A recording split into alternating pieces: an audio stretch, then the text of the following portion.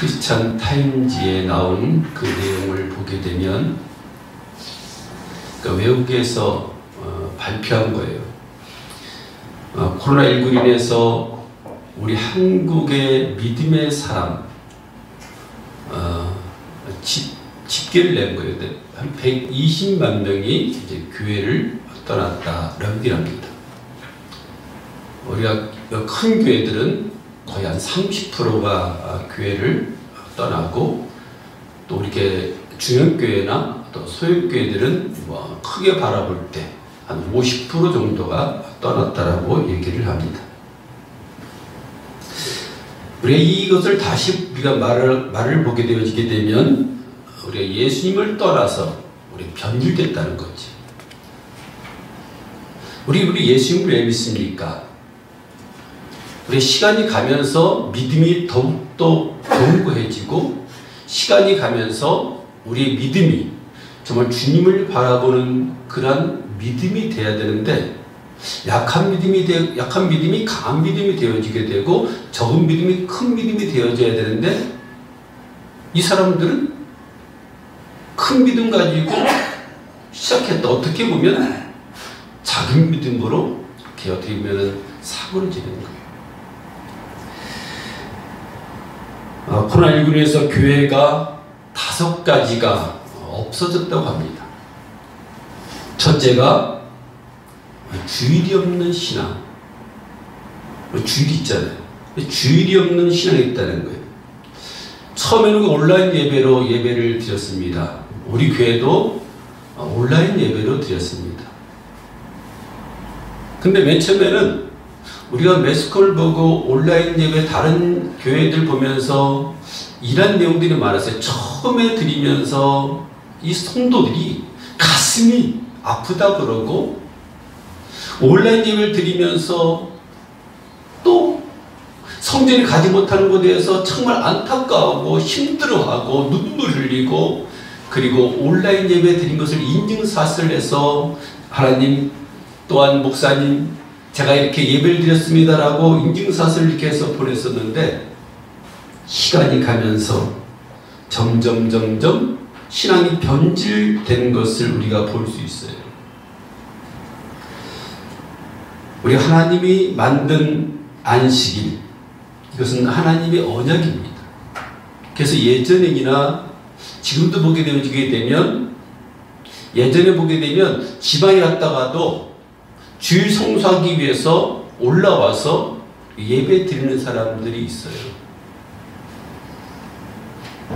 먼 곳에 갔다가 주일날 돼서 집으로 와서 주일을 준비하는 사람이 있어요.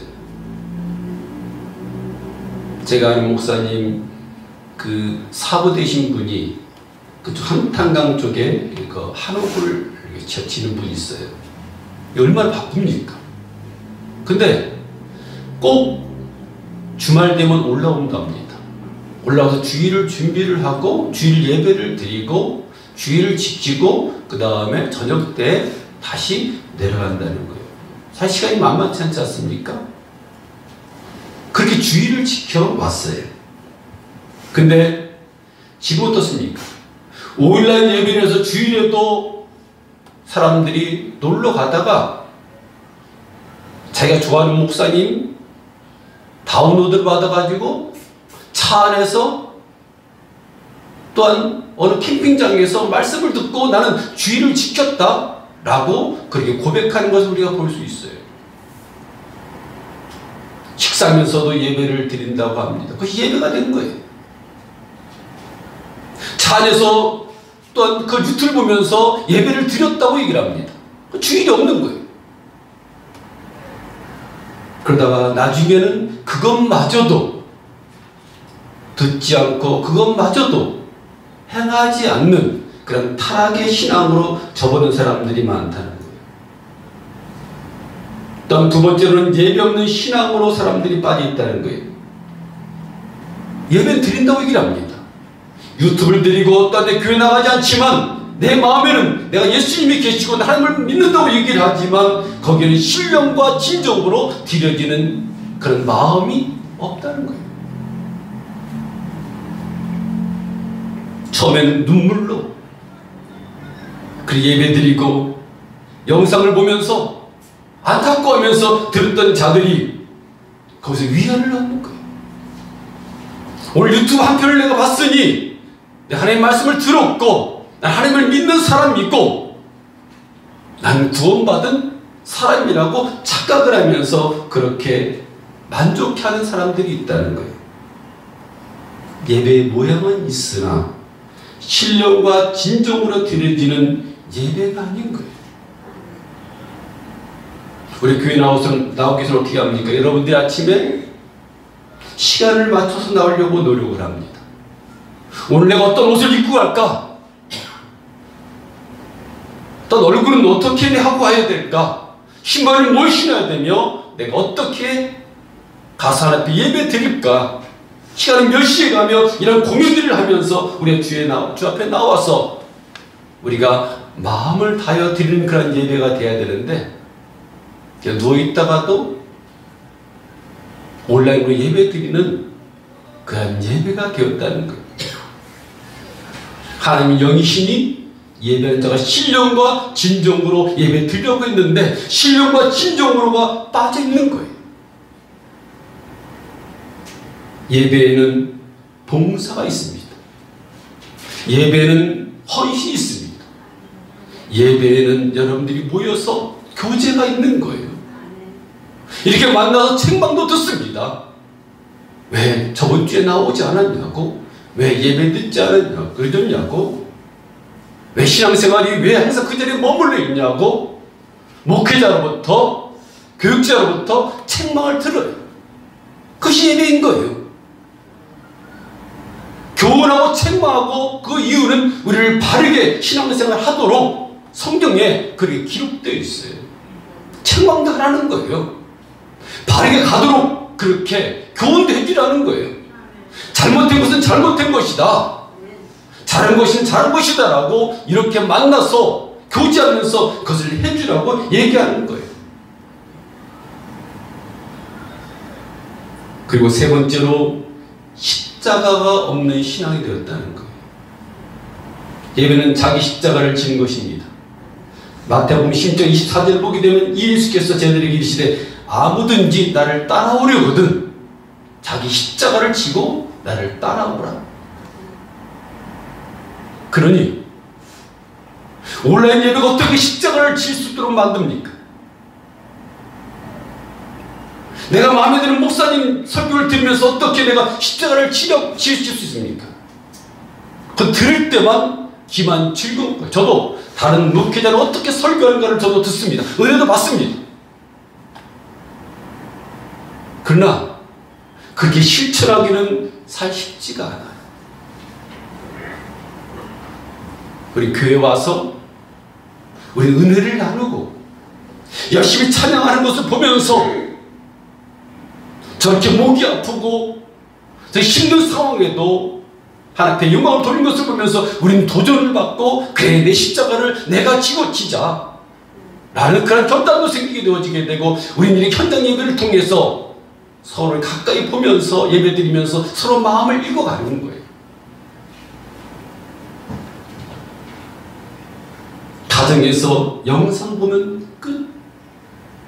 그건 예배가 아닌 겁니다. 십자가를 지려고 하지 않습니다. 사람들이 영상 보면서 편하게 맨 처음에 마음 아파하고 눈물 흘리고 안타까워했지만 그것이 이제 일상생활의 편한 예배가 되어진 거예요. 어떤 분들이 기도합니다. 패배이 바뀌었다. 바뀌었으니 어떤 목사님들은 지금은 온라인 예배로 드리는 것이 대세다. 메타박스로 가자. 다른 현실을 통해 가지고 예배를 드리는 것이 대세니 거기에 따라가자라고 하는 지금 양분의 의견들이 지금 갈리고 있어요. 네 번째로 목적 없는 신앙이 되었습니다. 여러분과 저는 하나님께서 맺어준 관계입니다. 전 여러분들의 목자입니다. 목자 없이 유리한 신앙이 되어서는 안 돼요. 야에게는 꼭 목자가 필요한 거예요. 여러분 온라인 예배를 드리면서 그 목사님이 우리 김진국 집사님에서 기도해 줄까요? 아닙니다. 여러분들 한 사람 한 사람을 위해서 기도해 줄까요? 아닙니다. 여러분들에서 기도해 줄 분은 사역자들인 거예요. 저는 거예요. 하나님께서 여러분들의 목자로 세우셔서 말씀을 선포하게 하시고 나누게 하시고 교제하게 하시고 기도하게 눈에 띄니 기도하게 만드는 거예요. 길을 가면서도 교회 와서도 집에서도 한 사람 한 사람 놓고 기도합니다. 하나님께서는 저 여러분을 목자로 양으로서 관계를 맺어줬다는 거예요. 목자의 존재는 그겁니다.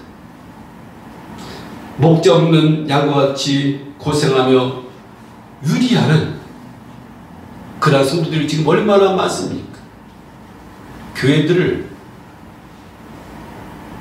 등록하지 않고 다니는 성도들이 제가 그전에 말씀드렸죠. 한 30% 이상이 그렇게 다닌다는 거예요. 유튜브에서 나오는 목사님 물론 좋습니다. 은혜 받아야지. 여러분들 꼭 명심하시기 바랍니다. 그분들이 여러분들 고통을 합니까? 여러분들이 아픔을 합니까? 여러분들이 고난을 합니까? 여러분들 지금 질병을 통해 가지고 몸부림친 것을 압니까? 그래서 여러분들에게 목자가 필요한데 지금 시대는 어떻습니까? 목자 없는 신앙이 되었다는 거예요. 다섯 번째로 교회 없는 신앙이 된 거예요. 교회가 없어요. 내가 오늘은 여기, 내일은 저기. 여기서 마음에 안 들면 다른 교회 가서 신앙을 가지고 그렇게 생각하면 되겠지라고 교회를 정하지 않는 거예요. 교회가 없는 거예요. 어떤 분들 성경 인용해서 이렇게 얘기를 합니다. 고린도서 1장 2절을 보게 되면 예수 이름을 부르는 모든 자들이, 그러니까 난 예수 이름 지금 부른다. 교회가 없어도 난 예수 이름 지금 믿는다. 난 만제사장이다. 하나님 나를 구원하셨다. 그 교회만 가야지만 구원받느냐라고 하는 무교회주의자들이 늘어난다는 거예요. 그건 잘못된 거예요. 하나님께서 출애굽기를 통해 가지고 뭐라고 얘기를 합니까? 교회를 줘라. 성막을 줘라. 그곳에 내가 있겠다. 그런 많은 선지자들이 예수님이 또한 하나님이 성전에 거니는 것을 봤다고 얘기를 하고 못자라게 성전에 있는 것을 봤다고 얘기를 하고 등을 보았다고 얘기를 하고 여호와 산만하는 뜻이지 않습니까? 내가 거기 있겠다. 성전에 있겠다는 거예요. 그래서 하나님은 먼저 이 보이는 교회를 축복하고 여러분 개인들을 하나님께 축복해 주시는 거예요. 그래서 우리들 이 교회를 중요시 여겨야 되고 교회를 생명같이 여겨야 되는 거예요. 여러분들이 다른 목사님들의 좋은 설교도 들어야 합니다. 그러나 그분들이 여러분들의 목자는 아니에요. 여러분들과 저와 맺어준 거예요. 목자와 양으로서 함께 맺어준 거예요. 사도 바울은 두 발은 땅에 딛고 살았지만 그 영은 하늘을 보며 살아갔어요. 여러분들 신앙생활하면서 절대로 후퇴한 일은 없어야 돼요. 뒤로 물러서는 일이 있어서는 절대로 안 됩니다. 하나님은 든 사람, 머리에 많이 배운 사람을 쓰는 것이 아닙니다. 모세가 많이 배운 사람이에요. 사도 바울도 많이 배운 사람이에요. 그러나 그들은 어떤 역할을 했습니까? 모세는 그 많이 배운 것을 가지고 살인을 했어요. 사도 바울은 그 많이 배운 것을 가지고 기독교를 핍박하는데 앞장섰던 사람이에요. 우리는 성령으로 거듭난 사람이 되어야 돼요. 성령으로 거듭난 사람. 모세도 맺지만 예수님을 핍박하고 하나님 믿는 사람들을 또한 그 마음이 강팍해서 사람을 죽였지만 그가 하나님 연단을 받음으로 말미암아 어떻습니까? 그 오묘함이 온 지면에 승하였더라 얘기합니다. 사도 바울은 수없이 많은 학문을 터득한 사람이 율법 박사였습니다. 너무 힘끌어 가졌습니다. 히브리어를 전공했고 난 기독교를 그거 가지고 핍박했던 사람이, 근데 그 예수를 만나고 나서 그 사도가 되고 주를 위해서 목숨을 다하고 생명을 다하고 중심을 다하는 사람으로 바뀌어 나갑니다. 우리 시간이 가면서 하나님의 일은 점점 시간이 가면서 부흥되는 역사를 갖는 거예요. 시간이 가면 가정이 좋아지고 신앙이 좋아지고 믿음이 좋아지고 약한 믿음이 강한 믿음으로, 적은 믿음이 큰 믿음으로 바뀌는 것이 우리 믿음의 사람이에요. 근데 지금 우리 기독교가 어떻게 되어가고 있습니까? 120만 명은 어마어마한 숫자입니다. 5만 교회 중에 만교회가 문을 닫는 시기가 왔어요. 이 질병은 언제 끝날지 모릅니다. 오늘 통계로 보니까 3만 명 정도 오미크론이 지금 퍼졌다고 하는 거예요. 10만 명, 20만 명도 바라본다는 거예요. 하나님께서요, 홍해가 갈라진 것처럼 알곡과 가라지를 가르는 이 시기인지도 모릅니다. 알곡과 가라지 떨어질 때는 왜 떨어집니까? 사탄의 꿈에 말려들어서 그들에게 어떤 풍랑이 닥칠 때 네 가지 밭이 나온 것처럼 길가밭, 돌짝밭, 가시떨기 밭에 떨어짐으로 말미암아 그들이 뿌리를 내리지 못하고 말라 죽거나 햇빛을 받지 못해서 뿌리를 내리지 못해서 새가 주워 먹어서 그렇게 세상을 나가는 사람들이 있다는 거예요. 우리가 성경 속의 가라지와 알곡을 비유했듯이 우리는 좌편과 우편이 있는 것처럼 이 시대가 그런 시대임을 우리가 꼭 여러분들 마음속에 새기셔야 돼요. 이건 앞으로 일어날 일이 아닙니다. 지금 현재 우리에게 진행형이에요.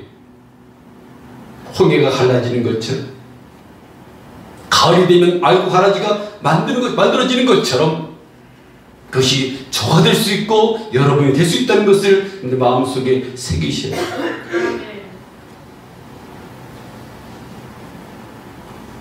우리가 신앙생활하면서 착하기만 해서도 안 됩니다. 착하기는 무지하게 착한데 우리 게으르면 하나님께 쓰이지 않아요. 일단 부지런하기는 부지런한데 악하면 하나님께서 그를 쓰지 않습니다. 우리 믿음의 사람은 겸손해야 됩니다. 게으르지 말아야 되고 악하지 말아야 돼요. 오늘 말씀에 보게 되면 한 사람을 앞서 보냈으니 요셉이 종으로 팔려 또 다르게 합니다. 이것은요, 말씀을 자세히 들여다보면 한 사람을 앞서 보내셨다. 누가 보냈다고요? 하나님이 보내신 거예요.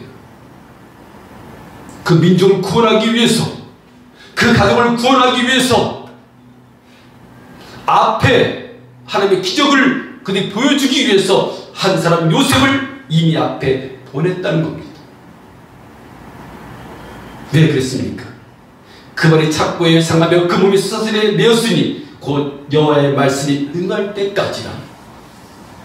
왜 고난받게 하셨다고요? 착고에 굶기도 하고 매를 맞기도 하고 고난을 겪게 하고 아픔을 당하게 하기도 하고 수많은 사람 멸시를 당하게 한 그 이유가 여호와의 말씀이 응할 때까지. 우리 고난을 왜 줍니까? 고난이 오더라도 쓰러지지 말을 것은 우리의 고난을 주는 이유는 우리의 축복을 주기 때문에 우리는 그 고난을 하나님께서 주실 때 우리 감사함으로 그 고난을 우리가 받아 누려 나가야 돼요. 근데 고난이 오면 어떻습니까? 우리는 그냥 넘어지는 거예요. 요셉처럼 고난 당한 사람이 있습니까? 형들에게 팔립니다. 애매한 그런 모함으로 말며 감옥을 갇힙니다. 수많은 시련을 겪고 아픔을 당합니다. 근데 그것을 어떻게 하나님 보내셨다는 거예요. 하나님 그렇게 만드셨다는 거예요. 하나님 그렇게 하셨다는 거예요. 그리고 그는 그렇게 고백합니다. 그리고 뒤에 말씀 보니까 여호와의 말씀이 응할 때까지라. 우린 그때까지 포기하지 말고 우리 그때까지 하나님 말씀 믿고 앞으로 나아가야 돼. 축복의 때에 이르기까지. 아브라함에게 임했던 축복, 이삭에게 임했던 축복, 야곱에게 임했던 축복이 임할 때까지, 끝까지, 그릇이 만들 때까지, 새 포도주를 담을 수 있을 때까지, 새 부대가 만들 때까지, 그렇게 되면 그때부터는 자녀가 형통케 되어지게 되고, 여러분들 삶이 형통케 되어지는 그런 축복을 우리가 누리게 된다는, 우리는 그때까지 가지 못한다는 거예요. 많은 사람들이 길가에 떨어져 사탄이 그 말씀을 집어먹어서 말씀의 은혜가 되지 아니하고, 내 교회는 다니나 돌짝밭에 뿌려져서 뿌리를 내리지 못해서 금방 실족해버리고, 힘겨졌으나 가시떨기밭이 우창해가지고 더 앞으로 강한 믿음 나가지 못하고 말라 죽게 되어지는 그러한 상황이 되어진다는 거. 근데 그것을 지금 말씀은 그렇게 하지 말라는 거예요. 축복일 때까지, 축복 이룰 때까지, 그릇이 만들 때까지, 새 포도주를 담을 때까지, 그때까지만 견디면 하나님께서 그때부터는 인정하고, 이제야 너의 믿음을 보았노라, 이제야 너에게 축복을 줄 만한 그릇이 되었노라, 넌 내 마음에 합한 자라고 다윗에게 말했던 것처럼 우리에게도 그렇게 말씀을 주시면서 우리를 축복해 주신다는 거예요.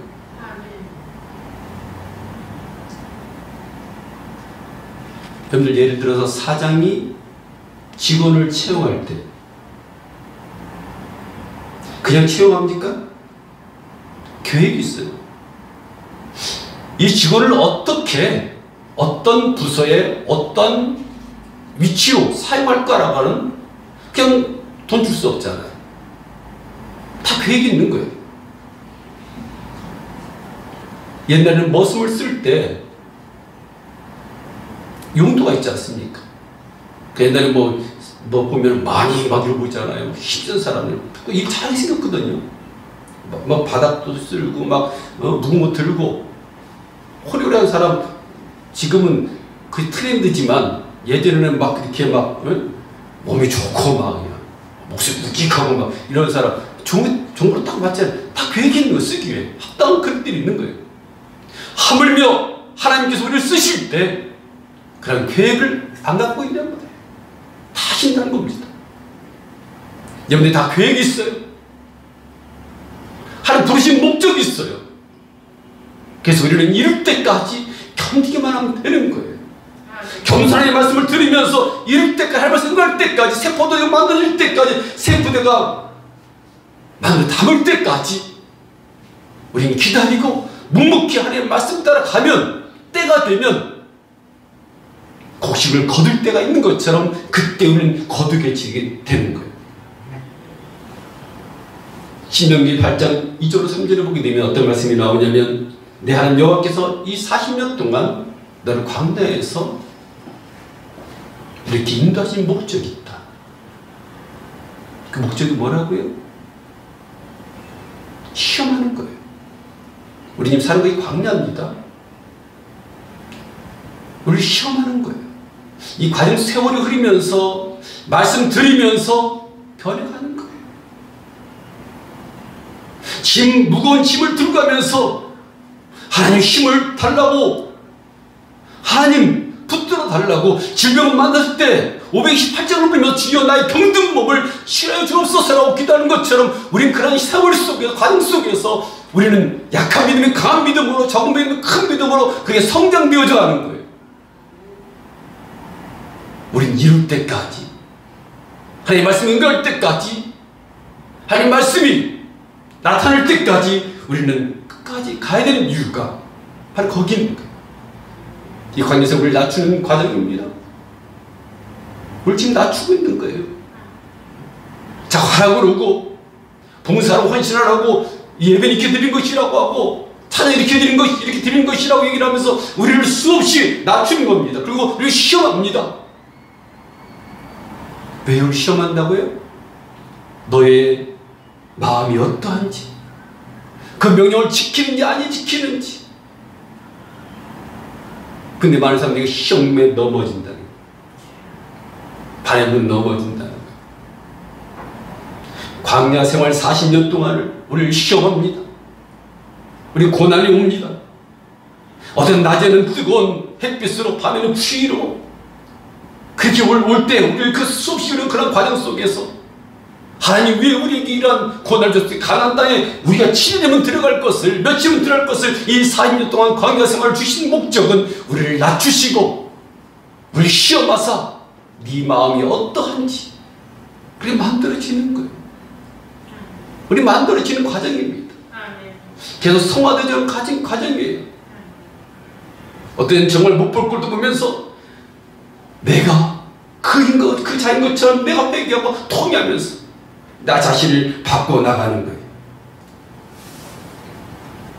너를 낮추시며 너를 줄이게 하시며 또 너를 알지 못하며 내 열조도 알지 못하던 만나를 내게 먹이신 것을 사람이 떡으로만 사는 것이 하나님의 말씀으로 산다는 것을 그들에게 알려주기 위해서 하나님께서 우리를 시험하시는 거예요. 말씀이 임할 때까지, 말씀이 그대로 이루어질 때까지. 요셉이 견딜 수 있었던 것은 그 말씀이 이루어질 때까지, 하나님께 너에게 복의 복을 더하신다 하는 그 말씀을 이룰 때까지 우리 그때까지 가는 거예요. 그때까지 우리는 끝까지 하나님 바라면서 가는, 약속 믿고 가는 거예요. 하나님은 다윗을 13년 동안을 연단했습니다. 13년 엄청 긴 세월이죠. 요셉도 13년 동안 연단했고 모세는 40년 동안, 바울은 3년 동안을 연단하셨어요.